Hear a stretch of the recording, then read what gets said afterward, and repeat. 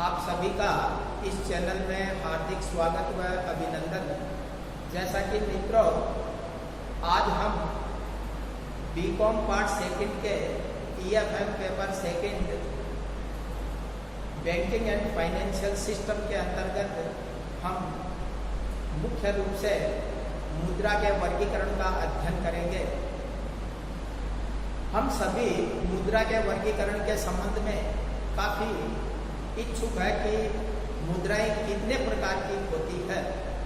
तो वैसे देखा जाए तो हम यहाँ पर जो वर्गीकरण करने का प्रयास करेंगे कि मुद्रा को मुख्य रूप से 3 भागों में विभाजित करके हम यहाँ पर मुद्रा का वर्गीकरण का अध्ययन करेंगे, जिसके अंतर्गत मुद्रा के वर्गीकरण में पहला जैसे वर्गीकरण का आधार है वास्तविक मुद्रा एवं ऐच्छिक मुद्रा।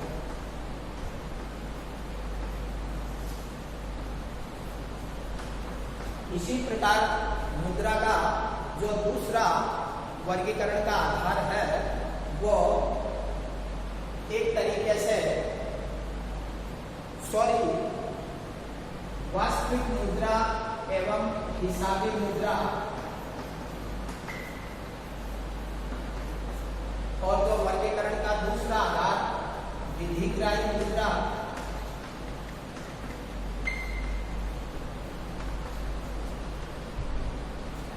एवं विधिग्राही मुद्रा एवं ऐच्छिक मुद्रा।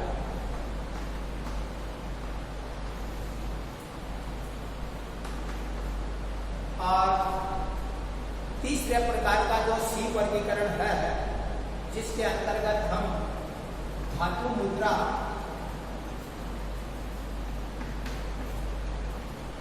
एवं कागजी मुद्रा या पत्र।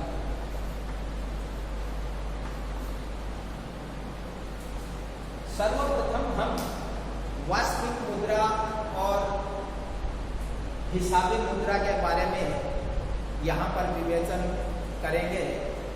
वास्तविक मुद्रा का तात्पर्य है, अर्थात प्रोफेसर किन्स ने मुद्रा को मुख्य रूप से 2 भागों में वर्गीकृत करके अध्ययन किया था कि पहला वास्तविक मुद्रा और दूसरा हिसाबी मुद्रा। यहाँ पर हम किन्स के अनुसार वास्तविक मुद्रा से तात्पर्य उस मुद्रा से लगाया जाता है जो देश में वास्तव में प्रचलन में है या चलन में होती है, और ऐसी मुद्रा जो विनिमय का माध्यम, मूल्यों का मापक एवं मूल्य के संचय का काम करती है, उसे वास्तविक मुद्रा कहा जाता है। इसके अलावा प्रोफेसर किन्स ने वास्तविक मुद्रा को भी 2 भागों में वर्गीकृत किया है, जिसमें पहला है वस्तु मुद्रा और दूसरा है प्रतिनिधि मुद्रा। वस्तु मुद्रा के अंतर्गत वह मुद्रा जो किसी न किसी धातु की बनी होती है और उसका धात्विक मूल्य उसके अंकित मूल्य के बराबर होता है, उसे वस्तु मुद्रा कहा जाता है। एक तरीके से इसे हम पूर्णकाय मुद्रा या जिसका आंतरिक मूल्य उसके बाह्य मूल्य के बराबर होता है, अर्थात उसकी जो फेस वैल्यू है मुद्रा की, एक फेस वैल्यू और दूसरी इंट्रिंसिक वैल्यू। इंट्रिंसिक वैल्यू ये दोनों बराबर होती है। दूसरा प्रतिनिधि पत्र मुद्रा अर्थात प्रतिनिधि मुद्रा वह मुद्रा होती है जो विनिमय के माध्यम एवं मूल्य के मापक के रूप में प्रचलित होती है। यह मुद्रा स्वयं में मूल्यवान नहीं होती, लेकिन मूल्यवान धातु में परिवर्तनीय होने के कारण इसे प्रतिनिधि मुद्रा कहा जाता है। इस प्रकार की परिवर्तनशील कागजी मुद्राएं इस श्रेणी में शामिल होती है।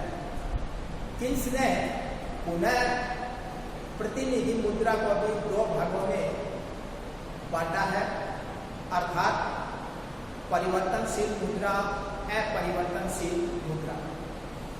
हम परिवर्तनशील मुद्रा उस मुद्रा को कहते हैं जिसे धातु मूल्य या बहुमूल्य धातु या सोने चांदी के रूप में जो परिवर्तनीय होती है, सरकारें ऐसी मुद्रा को बदलने का दायित्व लेती है, उसे परिवर्तनीय मुद्रा कहा जाता है।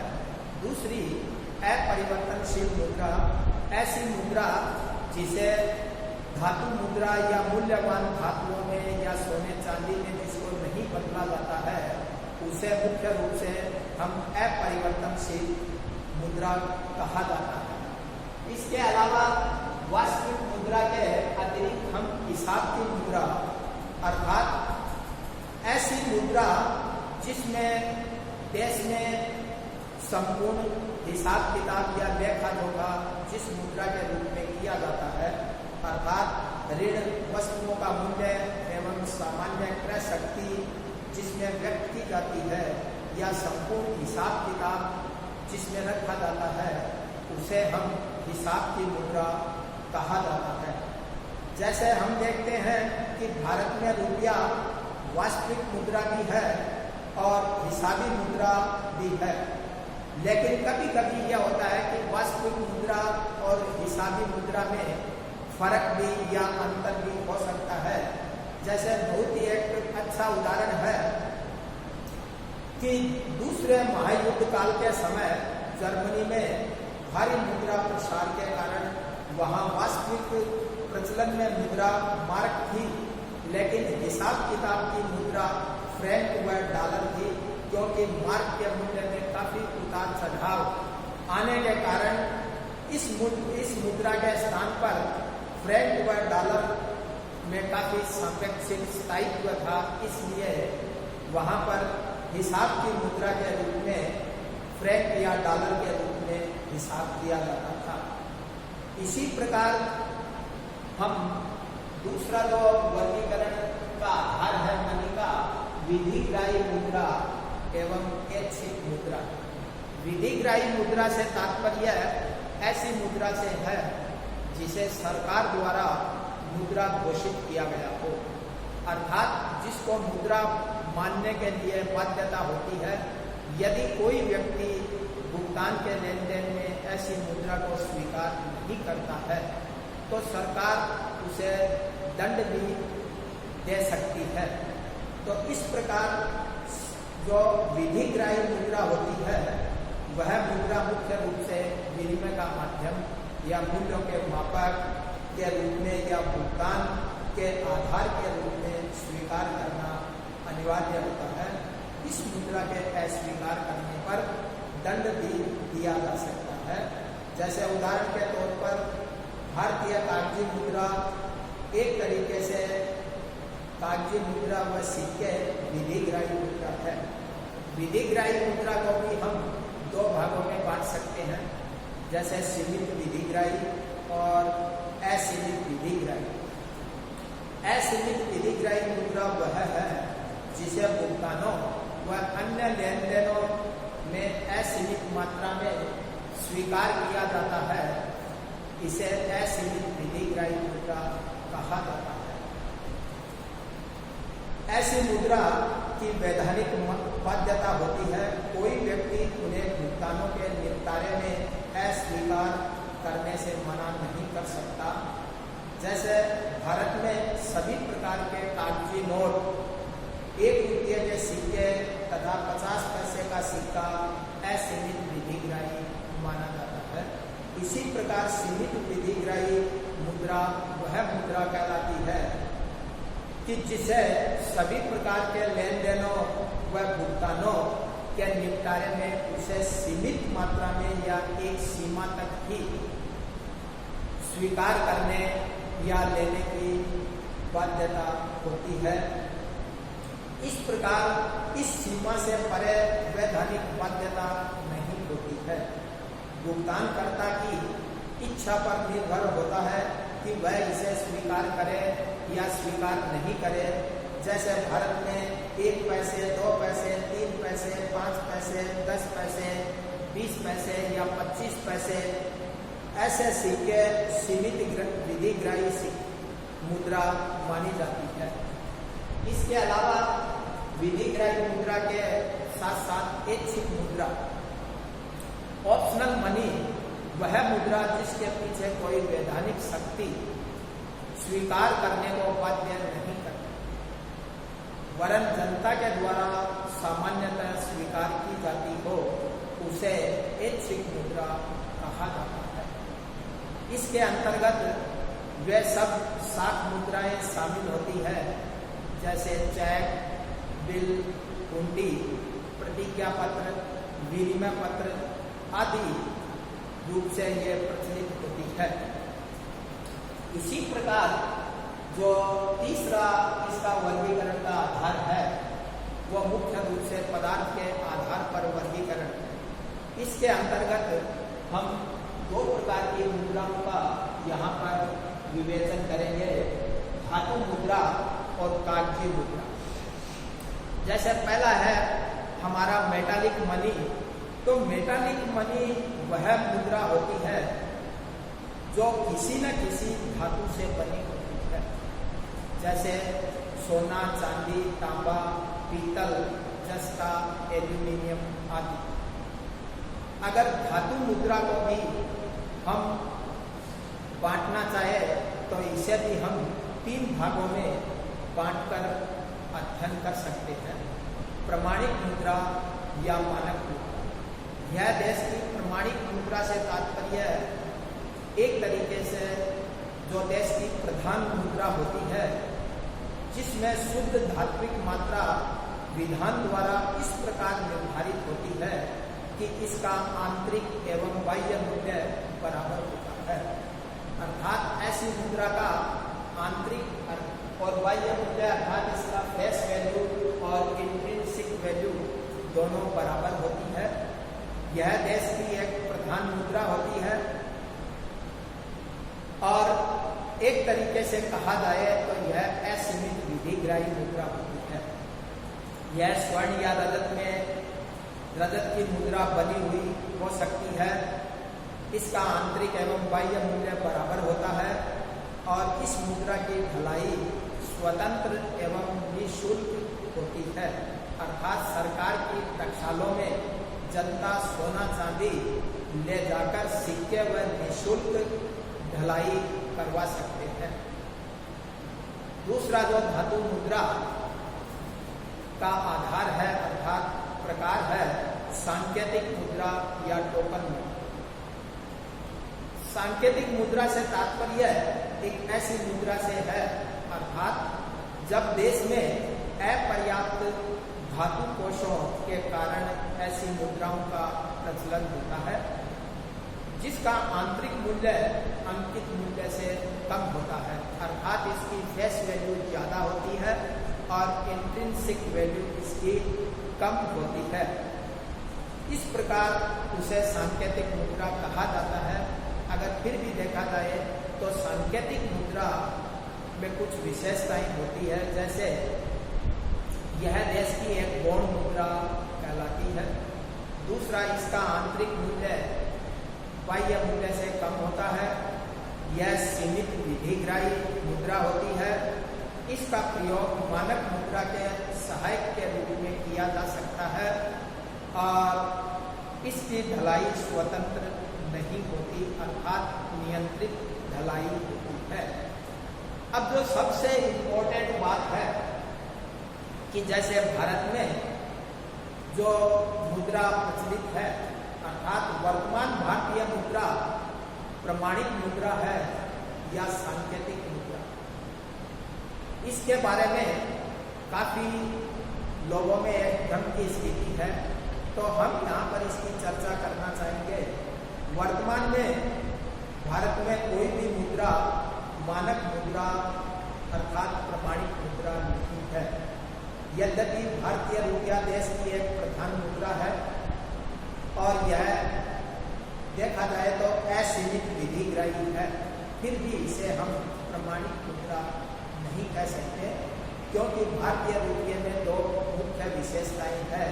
देश की प्रधान मुद्रा है और दूसरा यह असीमित विधिग्राही है, लेकिन इस इसकी जो एक तरीके से इसकी फेस वैल्यू और इसकी इंट्रिंसिक वैल्यू अर्थात फेस वैल्यू ज़्यादा है और इसका आंतरिक मूल्य कम है। इसकी स्वतंत्र ढलाई नहीं होती। इसके विपरीत हम सांकेतिक मुद्रा भी इसे टोकन मनी भी नहीं कह सकते, क्योंकि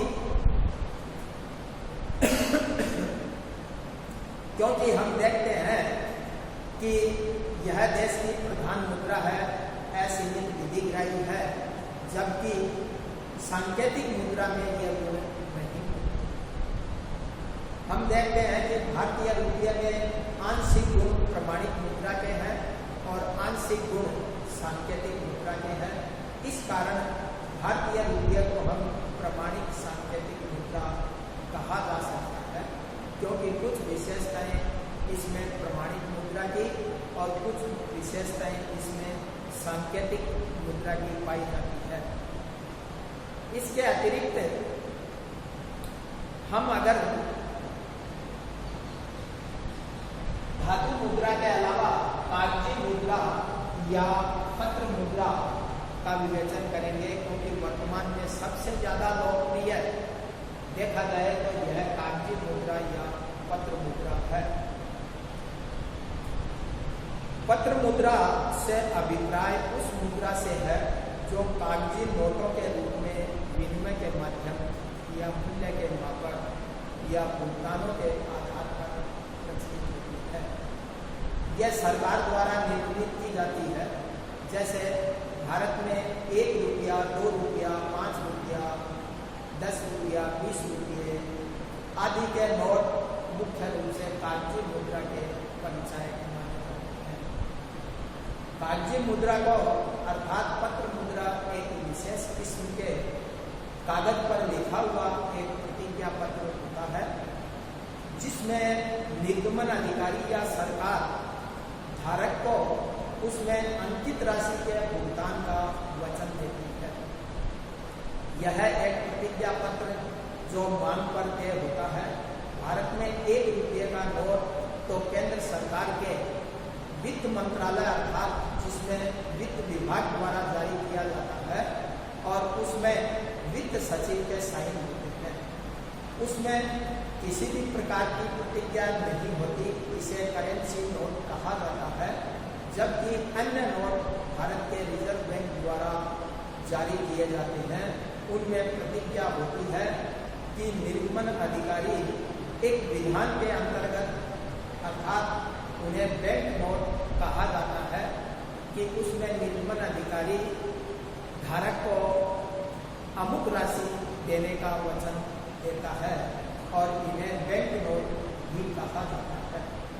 पत्र मुद्रा को भी हम अध्ययन की सुविधा की दृष्टि से मुख्य रूप से 4 भागों में बांटकर अध्ययन कर सकते हैं कि पत्र मुद्रा मुख्य रूप से 4 प्रकार की हो सकती है। जैसे प्रतिनिधि पत्र मुद्रा,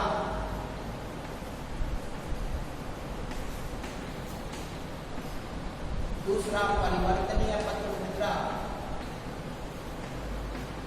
तीसरा अपरिवर्तनीय पत्र मुद्रा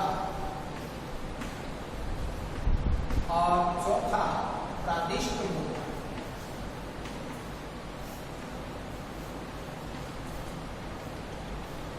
इस प्रकार 4 प्रकार की मुद्रा होती है। प्रतिनिधि पत्र मुद्रा वह मुद्रा कहलाती है जिसके निर्गमन के पीछे 100% सोना या चांदी या रक्षित कोष रखा जाता है। ऐसी मुद्रा को प्रतिनिधि मुद्रा के रूप में कहा जाता है। दूसरा जैसे परिवर्तनशील पत्र मुद्रा, वह पत्र मुद्रा होती है जिसको मुद्रा अधिकारी मांग पर स्वर्ण या रजत अथवा देश की प्रधान मुद्रा में परिवर्तन करने की गारंटी देता है। इस प्रकार पत्र मुद्रा निर्गमन के पीछे 100% स्वर्ण या रजत कोष नहीं रखा जाता है। तीसरे प्रकार की अपरिवर्तनशील पत्र मुद्रा बढ़ती हुई, जैसे पत्र मुद्रा देश में बढ़ती हुई मुद्रा की मांग तथा बहुमूल्य धातुओं की सीमित पूर्ति के कारण प्रतिनिधि या परिवर्तनशील पत्र मुद्रा को जारी करना एक तरीके से मुश्किल सा हो गया। ऐसी स्थिति में अर्थात आधुनिक युग में राष्ट्र सस्ती, रोजगार एवं प्रगतिशील मुद्रा व्यवस्था अपनाना पसंद करता है। आजकल जनता का विश्वास मुद्रा के पीछे रखे जाने वाले कोषों की मात्रा पर नहीं वरन सरकारी नीतियों पर ज्यादा होता है। अतः वह पत्र मुद्रा जिसके बदले में सरकार या नोट निर्गमन अधिकारी सिक्के अथवा बहुमूल्य धातु देने की कोई गारंटी नहीं की और न ही वह कानूनन ऐसा करने को बाध्य है, तो ऐसी पत्र मुद्रा को अपरिवर्तनशील पत्र मुद्रा कहा जाता है। इसके अलावा अर्थात साधारण तौर पर यह कह सकते हैं कि ऐसी मुद्रा को धातु मुद्रा में परिवर्तनशील नहीं किया जा सकता।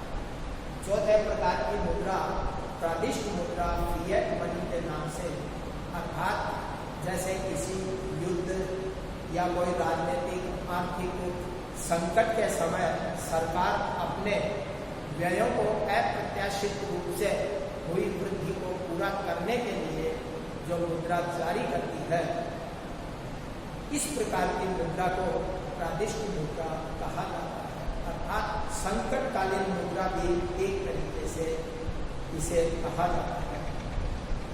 इसके पीछे सरकार प्रतिभूतियों के अतिरिक्त कोई भी धातु कोष नहीं रखती है और न ही इसे मुद्रा में परिवर्तनशील होती है।